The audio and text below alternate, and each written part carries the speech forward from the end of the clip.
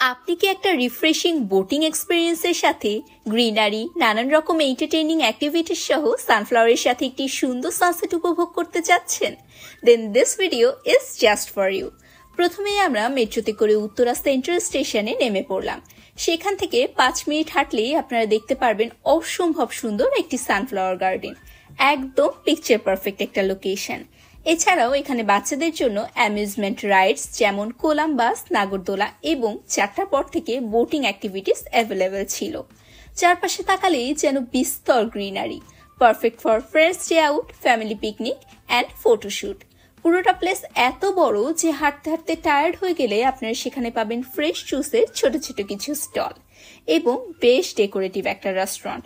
So regular লাইফের hassle থেকে বের হয়ে ঢাকার মধ্যে নির্জন পরিবেশে নদী পাড়ে একটি সুন্দর সানসেট উপভোগ করতে চাইলে এটা হতে পারে আপনার জন্য পারফেক্ট একটা প্লেস।